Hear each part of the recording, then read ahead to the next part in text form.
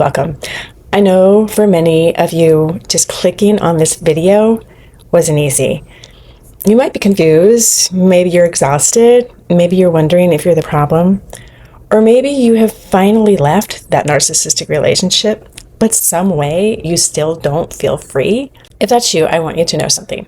You are in the right place. Whether the relationship was with a parent, a partner, a former spouse, a sibling, an adult child, a boss, a coworker, a friend, or anyone else who left you constantly doubting yourself, this community was created for you. At Fierce and Free, we don't spend much time trying to figure out why the narcissist does what they do. There are plenty of people teaching that. What I care about is what happened to you, how it affected you, and what you can do about it, because that's where your life begins to change. One of the biggest surprises for me in my healing was realizing that leaving the relationship didn't make the pain disappear. I thought once I went no contact, I'd finally feel free. And in some ways I did.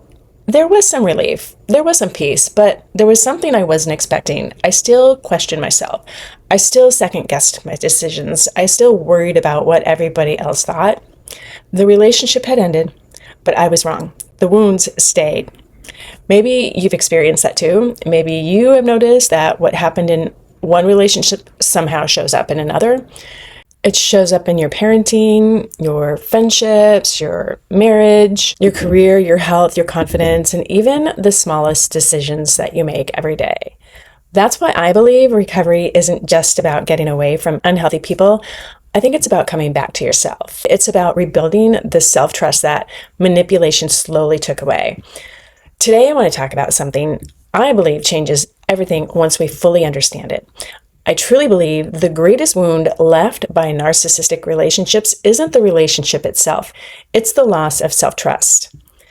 When most people hear the word narcissist, they immediately start trying to figure out whether somebody fits the definition. I totally understand that. I did that too. But eventually I realized that asking, are they a narcissist, was not nearly as powerful as asking myself, what happened to me while I was in that relationship?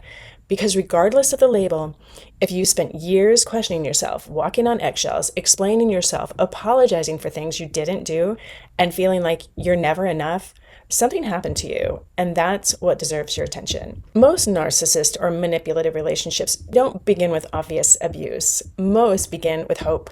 You feel understood, you feel chosen, special, you think, finally, somebody gets me. Because of the love bombing, they're making you feel so special.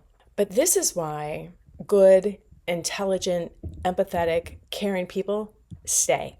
The manipulation doesn't happen on the first date or the first conversation or even the first year. Sometimes it happens slowly, almost invisibly, till one day you realize you are editing yourself. You're editing what you say.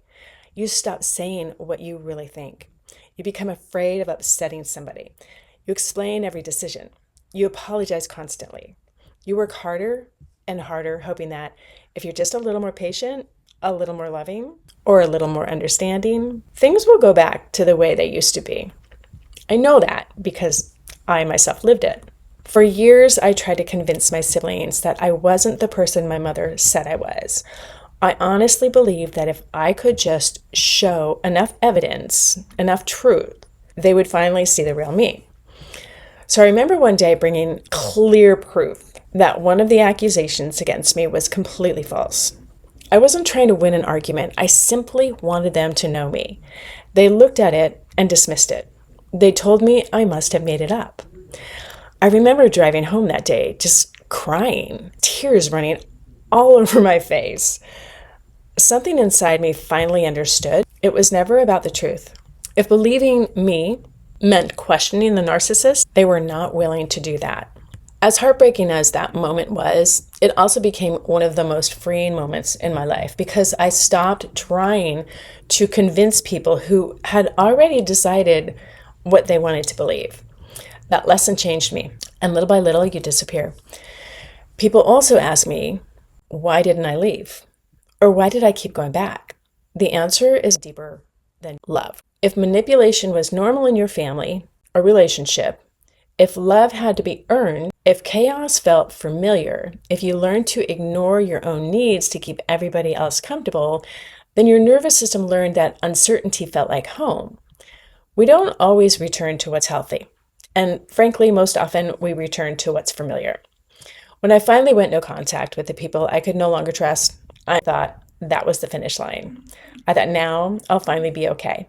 And for a while, it felt freeing. It really did. But eventually I realized distance from unhealthy people does not automatically heal the wounds that were left behind.